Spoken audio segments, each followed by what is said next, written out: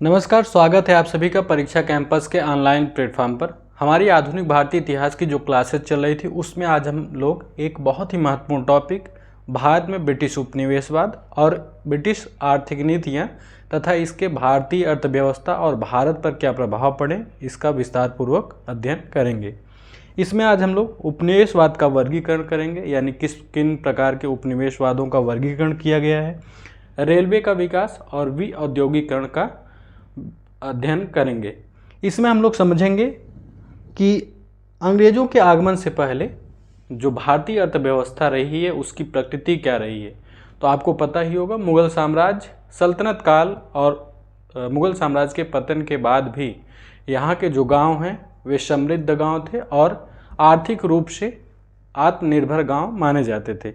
यहाँ की जो जनसंख्या है 90% जनसंख्या जो कि गांव में निवास करती थी और यह गांव आर्थिक इकाइयों के रूप में भी प्रसिद्ध थे, यानी कि यहाँ के गांव में कृषि के साथ साथ जितने भी दस्तकारी के उद्योग हैं, कपड़ा उद्योग हो या फिर किसी भी प्रकार के उत्पादन के कार्य हों, जैसे कि बढ़ई के द्वारा, लोहार के द्वारा, अन्य जो गतिविधियां हैं, यानी कि जितनी भी आर्थिक गतिविधियां जिससे मानवों का जीवन यानी भारतीय गांव में रहने वाले भारतीय लोगों का जीवन आसानी से चल जाता था, सभी आर्थिक गतिविधियां गांव में होती थी। ठीक, 17वीं शताब्दी की अगर हम बात करेंगे, यानी अंग्रेज़ों के आगमन के पहले भारतीय अर्थव्यवस्था की विश्व अर्थव्यवस्था से अगर तुलना करेंगे तो भारत की जो अर्थव्यवस्था है, भारत जो है विभिन्न देशों में पहला स्थान था, यानी संपूर्ण विश्व में उत्पादन के क्षेत्र में पहला स्थान माना जाता था। विश्व का सबसे बड़ा उत्पादक देश माना जाता था। यहाँ पर सूती और रेशमी वस्त्र जो कि विश्व में प्रसिद्ध थे, ढाका का जो मलमल माना जाता था, इतना महीन और बारीक उसमें उसका निर्माण किया जाता था कि पूरे एक थान मलमल को या फिर रेशम को एक ही कपड़े जो अंगूठी होती है उससे एक थान कपड़े को एक बार में ही निकाला जा सकता था। यानी कि इस प्रकार के उच्च कोटि के जो कपड़े होते थे, सूती कपड़े, रेशमी कपड़े या मलमल, और ऊनी कपड़े के क्षेत्र में भी भारत का ही प्रथम स्थान होता था। यहाँ के मसाले आपको पता ही है, मसालों के क्षेत्र में भारत वर्तमान समय में भी अग्रणी है और तत्कालीन समय में 17वीं शताब्दी में विश्व में सबसे बड़ा उत्पादक देश भी माना जाता था। यूरोपीय देशों की जो मसालों की डिमांड थी उसी को लेकर के, यानी पहले आपने देखा पुर्तगाल जब आता है, पुर्तगाल से वास्को डी गामा जब आता है तो वह इन्हीं मसालों को ले जा कर के अपने पूरे यात्रा व्यय के बाद भी 60 गुना लाभ कमाता था। तो मसालों को लेकर के ही उनके व्यापार में भारत की अर्थव्यवस्था के विषय में उन लोगों को जानकारी, भारत के विषय में जानकारी मिली। फिर नील और अफीम का निर्यात भी बड़े पैमाने पर यहाँ से ही होता था, यानी विभिन्न प्रकार की जो तत्कालीन आवश्यक वस्तुएं थी वह भारत में अच्छी और उच्च क्वालिटी की यहाँ पर उत्पादित होती थी, यानी विश्व के उत्पादन के क्षेत्र में सबसे बड़ा उत्पादक माना जाता था। इसको सिंक ऑफ गोल्ड, यानी निर्यात के बदले भारत को भारी मात्रा में सोना जो प्राप्त होता है, यानी तत्कालीन समय में आधुनिक समय की भांति मुद्रा प्रणाली नहीं थी, जैसे कि डॉलर में आज हम लोग व्यापार करते हैं या फिर भारतीय मुद्रा में रुपए में हम लोग व्यापार करते हैं। भारत के क्षेत्र में अगर अंतर्राष्ट्रीय व्यापार करना हो तो अधिकांशतः डॉलर के रूप में किया जाता है, परंतु उस समय वस्तु विनिमय प्रणाली के आधार पर क्या कहते हैं ज़्यादा व्यापार होता था। परंतु अगर अंतर्राष्ट्रीय व्यापार की बात देखी जाए तो वहाँ पर क्या होता था कि वस्तुओं का जो मूल्य निर्धारित होता था वह सोने और चांदी जैसी बहुमूल्य धातुओं के द्वारा होता था। तो भारत से सबसे ज़्यादा क्या हो रहा है, वस्तुओं का निर्यात हो रहा है और इस निर्यात में प्रयुक्त कर रहे हैं सोना और चांदी जैसी धातुओं को। तो यहाँ से सिर्फ निर्यात की वजह से, यानी आयात तो हम लोग बहुत कम कर रहे हैं, इसकी वजह से क्या होता था, सोना और चांदी जैसी बहुमूल्य धातुएं भारत में ही आकर के इनका यानी भारत में ही रुक जा रही हैं, भारत से बाहर सोना और चांदी जा ही नहीं रही, यानी इसको सिंक ऑफ गोल्ड कहा जाता था, भारत को सिंक ऑफ गोल्ड कहा जाता था। बर्नियर का इसी के संबंध में कथन भी महत्वपूर्ण है। बर्नियर कहता है कि बंगाल में धन आने के 100 दरवाजे हैं, यानी बंगाल में धन आने के 100 रास्ते हैं, पर बाहर जाने के लिए एक भी नहीं है, क्योंकि तत्कालीन समय में बंगाल जो है यहीं से सबसे ज़्यादा वस्तुएं निर्यात होती थी। सिर्फ भारत की ही नहीं, एशिया की लगभग 60% जो वस्तुएं निर्यात होती थी विश्व में, वह बंगाल से ही निर्यात होती थी। तो इसी को लेकर के बर्नियर कहता है कि बंगाल में धन आने के 1000 रास्ते हैं, परंतु यहाँ से जाने के रास्ते नहीं है। ठीक, यहाँ धन आता है पर यहाँ से धन बाहर नहीं जा रहा है। मुगलों के समय भारत की अर्थव्यवस्था वस्तु विनिमय और जजमानी प्रथा पर आधारित थी। न सिर्फ यह मुगलों के समय बल्कि तत्कालीन समय, या फिर हम लोग सल्तनत काल में या उसके पहले भी देखते हैं कि वस्तु विनिमय प्रणाली भारतीय अर्थव्यवस्था में महत्वपूर्ण कड़ी थी।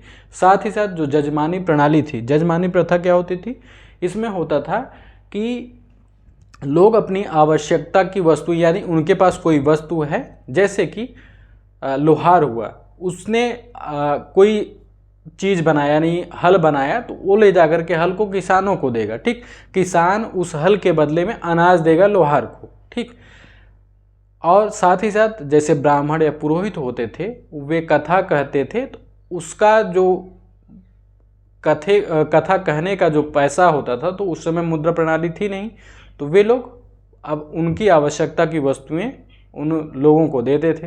तो यानी एक पूरा सिस्टम बना हुआ था। नाई हुआ, लोहार हुआ, मोची हुआ, इन सब लोग जो हैं एक दूसरे पर आश्रित थे और एक दूसरे से निर्वाह की अपनी वस्तुएं प्राप्त करते थे। तो इसी को जजमानी प्रथा भी कहा जाता है। ठीक, आगे देखते हैं। ब्रिटेन की प्रारंभिक संरक्षणवादी नीति जो थी, यानी जब ब्रिटेन भारत में विभिन्न यूरोपीय देश आते हैं, उसके बाद ब्रिटेन भी आता है, तो उसने क्या किया कि राजनीतिक सत्ता पाने से पहले ही ब्रिटेन ने भारतीय वस्त्रों के खिलाफ कानून बनाए। जैसे कि 1700 ईस्वी का एक अधिनियम पारित किया गया। भारत से आने वाले रंगीन व छपे हुए प्रिंटेड वस्त्रों के प्रयोग पर प्रतिबंध किया गया और सूती कपड़ों पर 15% आयात कर लगा दिया। ऐसा नहीं कि अंग्रेजों ने भारत पर कब्जा कर लिया उसके बाद विभिन्न संरक्षणवादी नीतियों को लागू किया।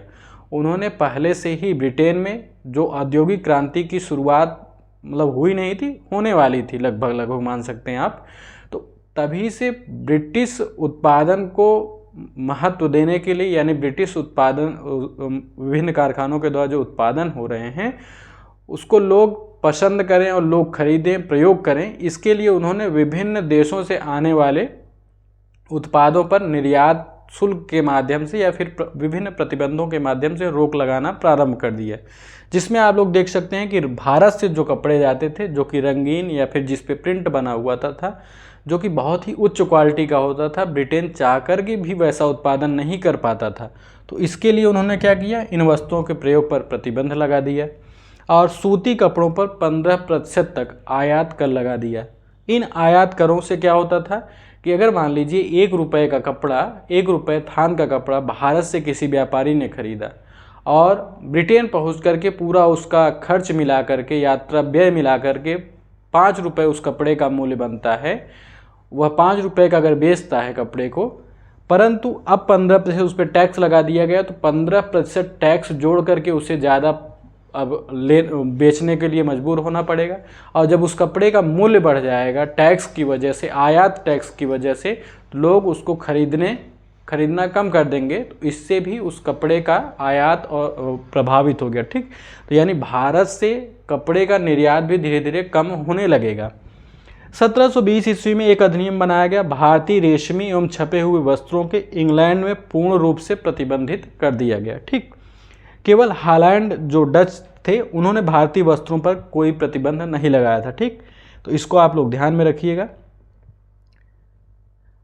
यहाँ पर महत्वपूर्ण यह है कि ये कानून प्लासी 1757 के युद्ध से पहले ही लागू कर दिए गए थे। ठीक, प्लासी का युद्ध 1757 में हो रहा है, जबकि यह नियम 1700 ईस्वी में और 1720 ईस्वी में ही लागू कर दिए गए थे।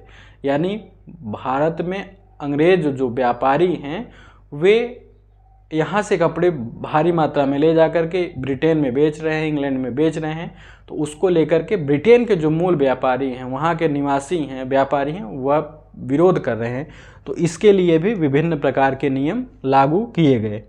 फिर क्या होता है कि उपनिवेशवादी जो चरण हैं, इनका वर्गीकरण आरपी दत्त के द्वारा मुख्य रूप से किया गया। इन्होंने अपनी पुस्तक, रजनी पामदत्त ने अपनी पुस्तक इंडिया टुडे में उपनिवेशवाद को 3 चरणों में विभाजित किया। ठीक, यहाँ से भी प्रश्न बनता है। पहला चरण उन्होंने लिखा वाणिज्यिक पूंजीवाद यानी कॉमर्शियल कैपिटलाइजेशन, जिसमें 1757 से 1813 ईस्वी के समय को उन्होंने वाणिज्यिक पूंजीवाद कहा है। ठीक, 1757 से 1813 ईस्वी तक के चरणों को उन्होंने वाणिज्यिक पूंजीवाद कहा है, जिसमें प्लासी का युद्ध होता है। प्लासी के युद्ध के बाद बंगाल में विभिन्न प्रकार के नियम बनाए गए। बंगाल, फिर 1764 में बक्सर का युद्ध होता है, बंगाल के राजस्व पर अधिकार। 1813 ईस्वी का जो चार्टर है वहाँ तक के समय को वाणिज्यिक पूंजीवाद कहा जाता है। इसका उद्देश्य था प्रत्यक्ष लूट और एकाधिकार, यानी व्यापार पर इन्होंने एकाधिकार कायम करने का, साथ ही साथ विभिन्न अन्य यूरोपीय देशों को व्यापार से हटाने का कार्य किया। दूसरा चरण होता है औद्योगिक पूंजीवाद। इसमें 1813 ईस्वी से 1858 ईस्वी का समय है। इसका मुख्य उद्देश्य था मुक्त व्यापार और बाजार का विस्तार किया जाए। तीसरा चरण है वित्तीय पूंजीवाद। इसमें 1858 से 1947 ईस्वी के समय को इन्होंने बताया है। इसमें ब्रिटिश पूंजी का भारत से निवेश, यानी ब्रिटिश पूंजी जो है भारत से निवेश कर जाती है। शोषण का हर नया चरण पिछले चरण को समाप्त नहीं करता, बल्कि उस पर आच्छादित यानी ओवरलैप हो जाता है। यहाँ पर यह ध्यान देना है कि ऐसा नहीं है कि वाणिज्यिक पूंजीवाद 1813 ईस्वी में ख़त्म हो गया पूरी तरीके से, इसके जो प्रभाव थे या इसके जो नियम थे, तरीके थे, वे मतलब समाप्त हो गया, ऐसा नहीं था। बल्कि वाणिज्यिक पूंजीवाद के जो तरीके थे वही बदल करके, वही परिवर्तित करके, अपग्रेड हो करके औद्योगिक पूंजीवाद में, फिर औद्योगिक पूंजीवाद का जो 1858 का चरण, इसकी 1858 के बाद जब ब्रिटिश क्राउन का शासन आता है, यही परिवर्तित होकर के वित्तीय पूंजीवाद के चरण के रूप में हमारे सामने आता है। तो इसको ध्यान में रखना है कि ऐसा नहीं है कि एक चरण समाप्त हो गया है दूसरा मतलब शुरू हो रहा है, बल्कि सभी के जो मूल उद्देश्य और जो तरीके हैं वह एक दूसरे में परिवर्तित हो रहे हैं। अब देखते हैं हम लोग इन चरणों को विस्तार पूर्वक पढ़ते हैं, जिसमें पहला चरण है वाणिज्यिक पूंजीवाद, जो कि 1757 से 1813। इसका क्या, किस तरीके से इसमें लूट की जाती थी, किस तरीके से इसको लागू किया जाता था। तो इसमें था कि वस्तुओं को कम से कम मूल्य पर खरीदना और अधिक से अधिक मूल्य पर बेचना। ठीक, यानी इस चरण में अंग्रेज व्यापारियों का मुख्य उद्देश्य था कि वस्तुओं को सबसे ज़्यादा से ज़्यादा हो सके कम से कम मूल्य में खरीदा जाए और उससे ज़्यादा लाभ कमाया जाए। इसमें उन्होंने निवेश करने के माध्यम से कुछ तरीके अपनाए। इसमें क्या किया कि बंगाल के राजस्व का उपयोग करके ही भारतीय माल खरीदा जाने लगा और बुलियन का आना बंद हो गया। यानी कि बंगाल पर जब अधिकार हो गया 1764 के बाद से ही, तो इन्होंने क्या किया, बंगाल से जो राजस्व मिलता था अंग्रेजों को, उसी राजस्व से भारतीय मालों को खरीदते थे और इसकी वजह से जो इंग्लैंड से बुलियन यानी जो मुद्राएं, बहुमूल्य मुद्राएं होती थी, सोना चांदी जो होता था, वह आना बंद हो गया। यानी भारत के पैसे से ही भारतीय सामान को खरीद करके विदेश में बेच रहे हैं। 1780 ईस्वी में वारेन हेस्टिंग्स ने नमक और अफीम के उत्पादन पर कंपनी का एकाधिकार स्थापित कर दिया। यानी कि वारेन हेस्टिंग्स ने 1780 में क्या किया, एक नियम बनाया कि नमक और अफीम के उत्पादन पर सिर्फ कंपनी ही कार्य कर सकती है और कोई भी नहीं। इसी के अंतर्गत वाणिज्यिक पूंजीवाद के चरण में ही इन्होंने एक प्रथा को लागू किया, ददनी प्रथा। इसमें क्या होता था, किसी उत्पादक को उत्पादन से पहले ही अग्रिम पेशगी यानी अग्रिम राशि, उत्पादन से पहले ही कुछ पैसे दे दिए जाते थे कि हमको इतनी मात्रा में यह वस्तु चाहिए। ठीक, तो अग्रिम जुलाहों, जिसमें जुलाहे माने जाते थे, जुलाहों को अग्रिम राशि या पेशगी देकर और गुमास्तों द्वारा निगरानी रखकर जबरन माल बनवाया जाता था। ठीक, यानी किसी भी, सिर्फ जुलाहों की बात नहीं है, यहाँ पर विभिन्न प्रकार के उत्पादक थे, तो उनको उत्पादन कार्य में आर्थिक मदद दी जाती थी। यानी उत्पादन से पहले ही कुछ पैसे दे करके एक समझौता कराया जाता था कि हमको इतने मात्रा में इस चीज़ की आवश्यकता है और उसका मूल्य हम इतना देंगे। यानी पहले से ही मूल्य, मात्रा का निर्धारण कर दिया जाता था और जुलाहा या फिर जो भी उत्पादक है वह इस समझौते के बाद अपना माल, अगर उस माल का मूल्य उस समझौते की राशि से ज़्यादा भी मिल रहा है अन्य लोगों से, फिर भी वह चाह करके भी दूसरे को नहीं बेच सकता है। ठीक, उसे मजबूरी में सिर्फ अंग्रेज़ों को ही बेचना पड़ेगा।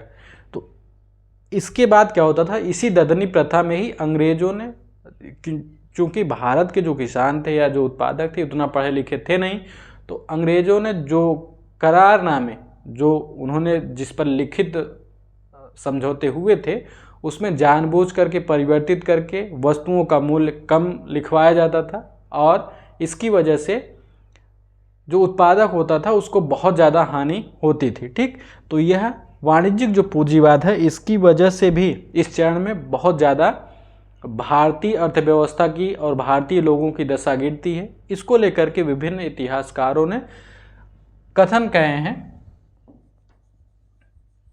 जिसमें के.एम. पनिक्कर का कथन बहुत ही महत्वपूर्ण है। के.एम. पनिक्कर ने 1765 से 72 ईस्वी के 1765 से 72 ईस्वी में जो द्वैत शासन लागू हुआ था, इसके काल को डाकू राज्य, ठीक, रॉबर स्टेट कहा है, डाकू राज्य कहा है। किसने? के.एम. पनिक्कर ने द्वैत शासन के काल को डाकू राज्य कहा है। पर्सिवल स्पीयर ने कहा है इस चरण को खुली और बेशर्म लूट। ठीक, पर्सिवल स्पीयर जो हैं वह वाणिज्यिक चरण को क्या कहते हैं? खुली और बेशर्म लूट की संज्ञा देते हैं।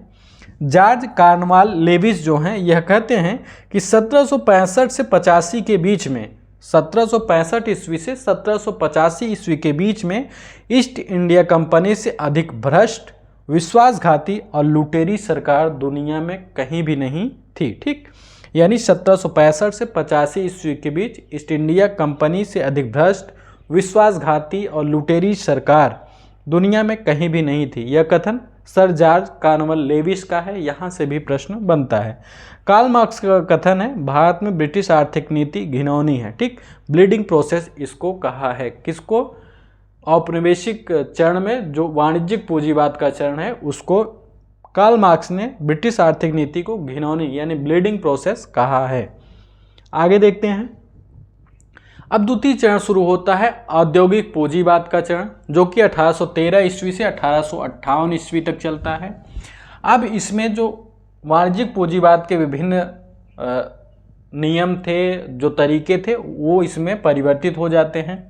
इसमें क्या होता है, इंग्लैंड में औद्योगिक क्रांति और मशीन निर्मित माल के लिए बाजार की आवश्यकता मिलती है। ठीक, यानी इंग्लैंड में औद्योगिक क्रांति हो चुकी है, वहाँ पर भारी पैमाने पर मशीनों से निर्मित उत्पादों को बाजार चाहिए था। ठीक, यानी वे जो उत्पाद इंग्लैंड में बनाए गए हैं उनको बेचना था विभिन्न देशों में, तो इनको भारत और एशिया के विभिन्न देश नज़र आते हैं।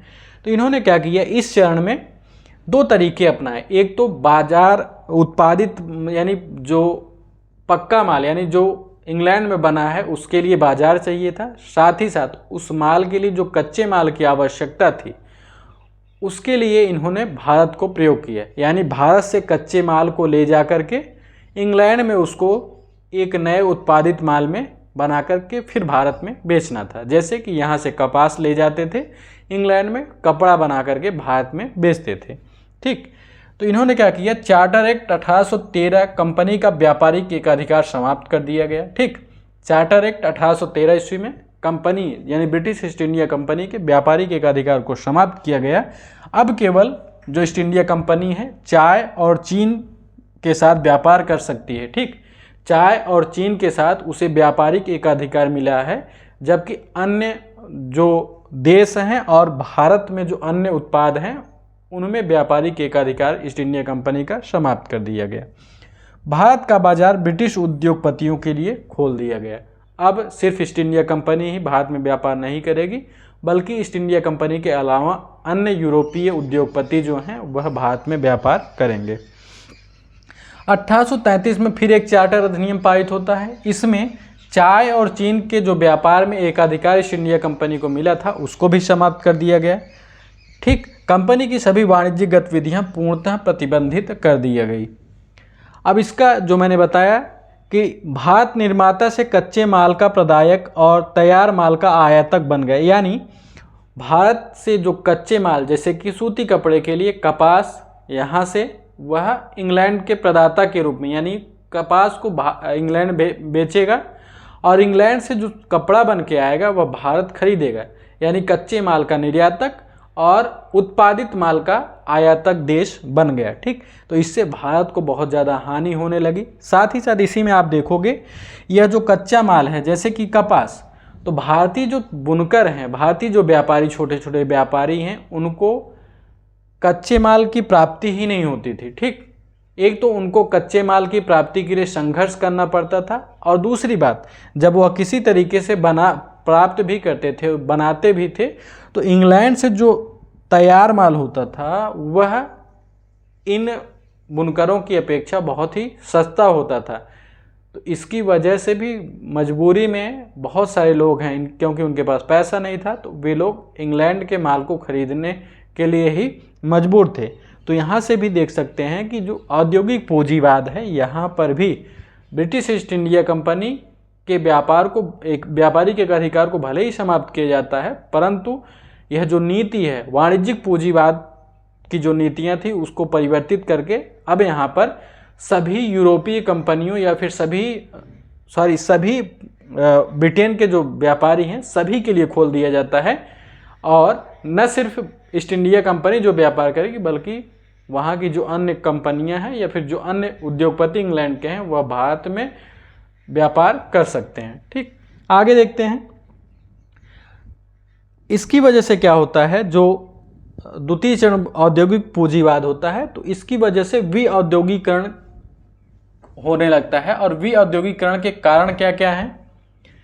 एक तरफा मुक्त व्यापार था, यानी भारत में ब्रिटिश माल पर नाम मात्र का आयात शुल्क यानी 3 से 5% था। यानी हमने देखा कि जो बुनकर या फिर जो लोग छोटे छोटे भारत के व्यापारी थे, वे लोग किसी तरीके से अगर कच्चे माल को प्राप्त करके वस्तुएं बनाते भी थे, या ऐसी वस्तुएं जो इंग्लैंड में नहीं बनती थी वे भारत में बनती थी, अन्य देशों को निर्यात की जाती थी, तो उन वस्तुओं पर ब्रिटिश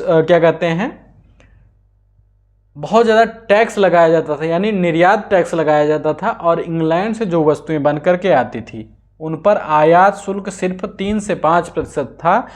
और जबकि ब्रिटेन में भारतीय माल पर जो भारी शुल्क है, वो निर्यात शुल्क है, वह 10 से 80% था। यानी ब्रिटेन का माल भारत में आता है, उस पर आयात शुल्क कितना है? 3 से 5%। भारत का माल अगर ब्रिटेन में जाता है तो ब्रिटेन में भारत के माल पर आयात शुल्क कितना है? 10 से लेकर के 80% तक है। तो यहाँ जो भले ही कितनी भी अच्छी क्वालिटी की भारत की वस्तुएं होंगी, जब इंग्लैंड में महंगी पड़ेंगी तो वहाँ के लोग जाहिर सी बात है उसे खरीदना कम कर देंगे। तो इसकी वजह से इसका व्यापार भी कम होगा और फिर भारतीय अर्थव्यवस्था पर इसका नकारात्मक प्रभाव भी पड़ेगा। ठीक, फिर जो हस्तशिल्पी इन व्यापारियों के छोटे छोटे बुनकरों की समाप्ति की वजह से भी एक कारण इसमें और दिखता है कि जब ईस्ट इंडिया कंपनी या फिर ब्रिटेन ने यहाँ पर कब्जा किया तो विभिन्न राज्य जो छोटे छोटे थे, जो रजवाड़े थे, उन पर भी अधिकार कर लिया। और जो रजवाड़े थे वह इन्हीं हस्तशिल्पियों के एकमात्र संरक्षणकर्ता थे। यानी इन हस्तशिल्पियों का जो है वस्तुएं जो उत्पादित इनके द्वारा की जाती थी उसको उपयोग कौन करते थे? यहाँ के राजे रजवाड़े। तो जब वे लोग समाप्त हो गए तो इसकी वजह से हस्तशिल्प का भी जो है पतन होने लगा। यानी कि हस्तशिल्प के सबसे बड़े संरक्षकों जो कि राजे रजवाड़े थे, इनका पतन होने से भी हस्तशिल्पियों का भी पतन हुआ। और इसमें एक भूमिका होती है ब्रिटिश माल को दूर दराज के गांव तक पहुंचाने के लिए रेलवे की भूमिका हमें इसमें बहुत ही महत्वपूर्ण देखने को मिलती है, जिसमें हम लोग देखेंगे कि भारत के आंतरिक भागों से रेलवे के द्वारा कच्चे माल को इंग्लैंड भेजा जा रहा है और इंग्लैंड से उत्पादित माल को भारत के आंतरिक क्षेत्रों में रेलवे के द्वारा भेजा जा रहा है। तो यानी इस आर्थिक गतिविधियों में विऔद्योगीकरण में रेलवे का भी बहुत बड़ा हाथ है। 1800 से 1805 के काल को अनौद्योगिकरण का काल माना जाता है। यहाँ से प्रश्न भी बन सकता है कि अनौद्योगिकरण का काल का समय क्या है? तो 1800 से 1850 के काल को अनौद्योगिकरण का काल माना जाता है। अब इसमें कई ऐसे इतिहासकार हैं, खास करके मॉरिस डिमॉरिस जो कि ब्रिटेन के थे, इनका मानना था कि विऔद्योगिकरण जो है वह एक मिथक है। विऔद्योगिकरण इंग्लैंड भारत में हुआ ही नहीं था। ठीक, मॉरिस डिमॉरिस अमेरिकी इतिहासकार हैं। इन्होंने कहा कि विऔद्योगिकरण के सिद्धांत को अस्वीकृत यानी रिजेक्ट किया। इन्होंने कहा, तर्क दिया कि ब्रिटिश काल में जनसंख्या और प्रति व्यक्ति आय बढ़ी, जो आर्थिक उन्नति का संकेत है। सस्ते धागे से जुलाहों को लाभ हुआ। ठीक, इनका तर्क था कि ब्रिटिश काल में जनसंख्या की वृद्धि हुई है और साथ ही साथ लोगों की प्रति व्यक्ति आय में भी वृद्धि हुई है, जो कि आर्थिक उन्नति का संकेत है। सस्ते जो धागे इंग्लैंड से बनकर के भारत में आते थे, उससे जुलाहों को लाभ मिला है। अब इसके विरोध में, मॉरिस डिमॉरिस के विरोध में, भारतीय जो या राष्ट्रवादी इतिहासकार हैं, जिसमें बिपिन चंद्र तोरो मात्सुई जो हैं, इनका कहना है कि मॉरिस के आंकड़े गलत हैं। हस्तशिल्प के पतन ने लोगों को कृषि पर धकेल दिया, जिससे गरीबी बढ़ी। ठीक, अगर हम देखेंगे तो मॉरिस का मानना था कि विऔद्योगिकरण और के साक्ष्य कमजोर हैं। ठीक, यानी इससे हम अगर एनालाइज करेंगे दोनों पक्षों को, तो इसमें हमें समझ में आता है कि जो मॉरिस डिमॉरिस का तर्क है वह कि जनसंख्या बढ़ी है और इसकी वजह से प्रति व्यक्ति आय भी बढ़ी है, तो वह कहीं ना कहीं बहुत ही कमज़ोर तर्क है, क्योंकि यहाँ पर विभिन्न प्रकार के जो भारतीय राष्ट्रवादी इतिहासकारों ने आंकड़े दिखाए हैं, जिसमें भारत में गरीबी और विभिन्न प्रकार के जो लोग अकाल में मरे हैं, वह दिखाते हैं कि भारत में अधिकांश लोग गरीबी रेखा से नीचे जीवन यापन करते थे और ब्रिटिश काल की वजह से यहाँ पर उनकी नीतियों की वजह से लोगों की स्थिति दयनीय हुई और वे लोग भोजन और पानी के लिए भी बहुत ही मुश्किल से गुजारा कर पा रहे थे। उन्हें भोजन और पानी भी मिलना मुश्किल था। ठीक, आगे देखते हैं। विऔद्योगिकरण की अगर हम बात करेंगे तो इसमें कथन भी यहाँ से प्रश्न बनता है, बहुत सारे कथन से प्रश्न बनते हैं, तो इसको देख लेते हैं। लॉर्ड विलियम बेंटिंग का कथन है। इन्होंने कहा कि व्यापार के इतिहास में ऐसी दुर्दशा का उदाहरण नहीं मिलता है। व्यापार के इतिहास में ऐसी दुर्दशा का हमें कहीं भी उदाहरण नहीं मिलता है। भारतीय बुनकरों की हड्डियाँ भारत के मैदानों में बिखरी पड़ी हैं। ठीक, यहाँ से आता है कि किसका कथन है कि भारतीय बुनकरों की हड्डियाँ भारत के मैदानों में बिखरी पड़ी हैं, तो लॉर्ड विलियम बेंटिक ने कहा था कि भारतीय बुनकरों की हड्डियाँ भारत के मैदानों में बिखरी पड़ी हुई हैं। कार्ल मार्क्स का कथन है कि यह अंग्रेज घुसपैठिया था जिसने भारतीय चरखे को तोड़ दिया और करघे को नष्ट कर दिया। ठीक, यहाँ से भी प्रश्न बनता है। दादा भाई नौरोजी ने कहा कि ब्रिटिश शासन को चीनी से बना चाकू कहा है। ठीक, जो मीठा है पर काटता है। ठीक, दादा भाई नौरोजी कहते हैं कि जो ब्रिटिश शासन है वह मीठे चाकू की भांति है, जो मीठा तो है परंतु मीठा होने के साथ साथ वह काटता भी है। ठीक, रविंद्रनाथ टैगोर का कथन है, आर्थिक उपनिवेशवाद को वाणिज्यवाद का साम्राज्यवाद के साथ गंधर्व विवाह की करार दिया। यानी रविंद्रनाथ टैगोर ने कहा कि आर्थिक उपनिवेशवाद वाणिज्यवाद का साम्राज्यवाद के साथ गंधर्व विवाह है। ठीक, तो यहाँ से प्रश्न जो बनते हैं आप लोग ध्यान में रखिएगा। जो तृतीय चरण है यह भी बहुत ही महत्वपूर्ण है। तृतीय चरण जो है वित्तीय पूंजीवाद का है। 1858 से 1947 ईस्वी तक चलता है। अब इसमें क्या होता है कि 1857 की क्रांति के बाद सुरक्षित निवेश की ज़रूरत और ब्रिटेन में जमा अत्यधिक पूंजी, यानी ब्रिटेन में औद्योगिक क्रांति पूरी तरीके से हो चुकी है। वहाँ पर लोग धनवान हो गए, बड़े बड़े उद्योगपतियों का एक वर्ग बन गया है। तो अब उन लोगों को ज़रूरत है उन पैसों का विभिन्न क्षेत्रों में निवेश करना। तो भारत एक उनके लिए अनुकूल क्षेत्र था। तो उन्होंने क्या किया कि निवेश के लिए विभिन्न क्षेत्रों का चयन किया, जिसमें रेलवे में सर्वाधिक निवेश किया गया, सरकारी ऋण, पब्लिक डेब्ट, चाय, कॉफ़ी बागान, बैंक और जहाजरानी। यानी भारत में रेलवे के प्रसार में उन्होंने रेलवे के क्षेत्र में निवेश किया, साथ ही साथ सरकार को ऋण दिया, सरकार यानी भारत में स्थित ब्रिटेन की सरकार को। साथ ही साथ चाय और कॉफ़ी के बागान को यूरोपीय व्यापारियों ने खोला। बैंकों में उन्होंने निवेश किया और जहाजरानी जैसे उद्योगों में उन्होंने बहुत बड़े पैमाने पर निवेश किया। सार्वजनिक ऋण की अगर हम बात करेंगे तो 1858 में भारत पर 7 करोड़ पाउंड का कर्ज था। ठीक, कब? 1858 में भारत पर 7 करोड़ पाउंड का कर्ज था, जो कि 1939 में 88 करोड़ पाउंड हो गया। यानी वहाँ के बड़े बड़े उद्योगपतियों ने भारत की सरकार को बड़े पैमाने पर ऋण दिया, जिससे उन्हें भारी मात्रा में ब्याज भी मिलता था।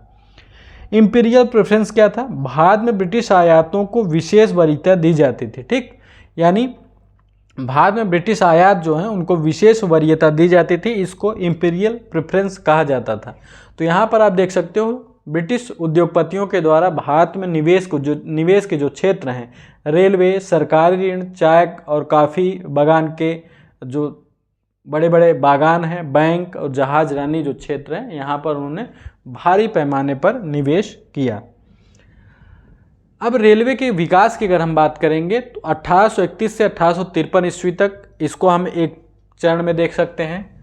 1832 से 31-32 में लॉर्ड विलियम बेंटिक के समय मद्रास में पहली बार घोड़ों से चलने वाली रेल का प्रस्ताव कावेरीपट्टनम से करूर तक। ठीक, फिर 1836 में सर A.P. कॉटन ने मद्रास बम्बई लाइन का सुझाव दिया। 1851 में रुड़की उत्तराखंड में पहली रेल मालगाड़ी चली, जिसका इंजन का क्या था? थॉमसन। ठीक, 16 अप्रैल 1853 को पहली यात्री ट्रेन बम्बई से ठाणे के बीच में चली, जो कि 34 किलोमीटर इसकी दूरी थी। इस समय गवर्नर लॉर्ड डलहौजी थे। कंपनी जो थी जिसने इस ट्रेन को चलाया था ग्रेट इंडियन पेनिनसुलर रेलवे। ठीक, तो 1853 में जो सबसे पहली ट्रेन, यात्री ट्रेन जो थी बम्बई से ठाणे के बीच में 34 किलोमीटर यह चली थी लॉर्ड डलहौजी के समय। ग्रेट इंडियन पेनिनसुलर रेलवे जो है इसने इसको बनाया था। ठीक, आगे देखते हैं। अब जो मैंने बताया था पहले कि जो ब्रिटिश उद्योगपति हैं जो ज़्यादा निवेश कर रहे हैं रेलवे में, उसके कारण क्या क्या थे, यहाँ पर देखेंगे हम लोग। रेलवे का निर्माण निजी कंपनियों द्वारा किया गया। ठीक, इसमें ओल्ड गारंटी सिस्टम 1849 से 1869 का एक शर्त भी थी।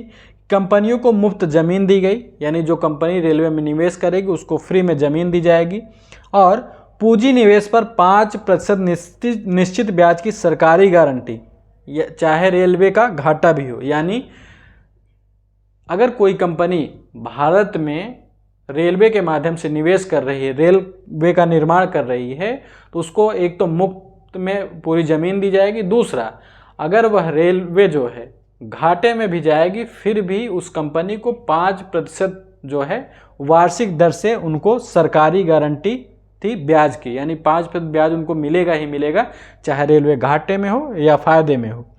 1869 में जॉन लॉरेंस ने इससे बंद कर दिया और 1879 में पुनः 3.5% गारंटी के साथ शुरू किया। यानी जो 5% था उसको जॉन लॉरेंस ने कम करके 3.5% ब्याज कर दिया। इसे निजी उद्यम सार्वजनिक जोखिम कहा गया। ठीक, तो इसको भी ध्यान में रखिएगा। तो यह जो गारंटी पद्धति है। अब रेलवे के लिए विभिन्न प्रकार की समितियां बनी और इसका उद्देश्य क्या था, इसको भी हम लोग देख लेते हैं। उद्देश्य था कच्चा माल का दोहन, ब्रिटिश माल का वितरण और सेना का त्वरित आवागमन। ठीक, तो 1857 के बाद का है कि यानी सेना भी रेलवे के माध्यम से जल्दी से एक स्थान से दूसरे स्थान तक पहुंच सकती है। लॉर्ड कर्जन के समय रेलवे का सबसे ज़्यादा विकास हुआ और रेलवे के लिए 1901 में रॉबर्टसन समिति बनी थी। ठीक, इनकी सिफारिश पर 1905 में रेलवे बोर्ड का गठन किया गया। तो यहाँ से भी प्रश्न बन सकता है कि 1905 में रेलवे बोर्ड का गठन कब? 1905 में। ठीक, मैके समिति 1907 में इन्होंने सुझाव दिया कि रेलवे के वित्त में सुधार किया जाए। ठीक, वेजवुड जो समिति है 1936 में इन्होंने रेलवे बोर्ड के पुनर्गठन का सुझाव दिया था। ठीक, आगे देखते हैं। फिर बनती है एकवर्थ समिति 1920-21 में। इसके अध्यक्ष थे सर विलियम एकवर्थ। इन्होंने क्या सुझाव दिया? रेलवे का जो राष्ट्रीयकरण कर दिया जाए, यानी राज्य के नियंत्रण में लाया जाए रेलवे को, और रेल बजट को आम बजट से अलग सेपरेट कर दिया जाए। ठीक, यानी पहली बार रेल बजट को आम बजट से अलग करने का प्रस्ताव कब किसकी समिति में? एकवर्थ समिति के माध्यम से। इसका परिणाम क्या हुआ? 1924-25 में पहली बार रेलवे बजट अलग से पेश किया गया। ठीक, तो यहाँ से भी प्रश्न बन सकता है कि पहली बार रेलवे का बजट कब अलग से पेश किया गया? 1924-25 के बजट में। केसी नियोगी समिति जो कि 1947 में बनी, स्वतंत्र भारत में रेलवे की आर्थिक समीक्षा से संबंधित थी। ठीक, फिर इसके बाद अगर हम रेलवे के मूल्यांकन की बात करेंगे तो इसको हथकड़ी या अग्रदूत के रूप में यहाँ पर दिखाया गया है। कार्ल मार्क्स का कथन था कि रेलवे को इन्होंने आधुनिक युग का अग्रदूत कहा है। ठीक, पर यह भी माना है कि यह शोषण बढ़ाएगा। ठीक, रेलवे को आधुनिक युग का अग्रदूत किसने कहा है? कार्ल मार्क्स ने कहा है। साथ ही इन्होंने कहा है कि यह शोषण को बढ़ाएगा। शोषण कैसे बढ़ाएगा? कच्चे माल का दोहन करेगा भारत के आंतरिक क्षेत्रों से और उत्पादित माल को आंतरिक क्षेत्र में पहुंचाएगा, अंग्रेजों के संबंध में इन्होंने कहा था। ठीक, बाल गंगाधर तिलक का कथन था कि ब्रिटिश भारत में रेलवे की कोई उपयोगिता नहीं है, यह दूसरे की पत्नी को अलंकृत करने जैसा है। ठीक, यानी ब्रिटिश भारत में रेलवे की कोई ज़रूरत ही नहीं है। यह ठीक उसी प्रकार से है कि हम किसी दूसरे की पत्नी को उसके श्रृंगार के लिए साजो सामान जो है दूसरा कोई व्यक्ति उसको दे रहा हो। ठीक, सहचर अखबार जो है 1884 में इसने लिखा कि रेल को भारत के पैरों की हथकड़ी कहा है। ठीक, सहचर अखबार ने रेलवे की आलोचना में इसको भारत के पैरों की हथकड़ी कहा है। जो एडविन अर्नोल्ड हैं इन्होंने कहा है कि रेलवे भारत को एक राष्ट्र बना देगा जो अकबर या टीपू नहीं कर सके। ठीक, एडविन अर्नोल्ड का कथन था कि रेलवे भारत को एक राष्ट्र बना देगा जो कि अकबर और टीपू ने नहीं किया था। तो आज का जो क्लास था यहीं पर समाप्त होता है। हम लोगों ने ब्रिटिश की विभिन्न आर्थिक नीतियों और उपनिवेशवाद के विभिन्न चरण, फिर रेलवे की भूमिका के विषय में विस्तार पूर्वक पढ़ा। तो आशा करता हूँ जो क्लासेज हैं आपको समझ में आई होंगी, जो लेक्चर्स में बताया गया, जो तथ्य बताए गए आपको उपयोगी लगे होंगे। तो आपसे एक निवेदन है, आप लोग अपने मित्रों के साथ इसे ज़रूर साझा शेयर करिएगा। साथ ही साथ वीडियो को लाइक करिएगा और कमेंट करिएगा। कमेंट में अपने सुझाव अवश्य दीजिएगा। मिलते हैं आपसे अगली क्लास में, तब तक के लिए धन्यवाद।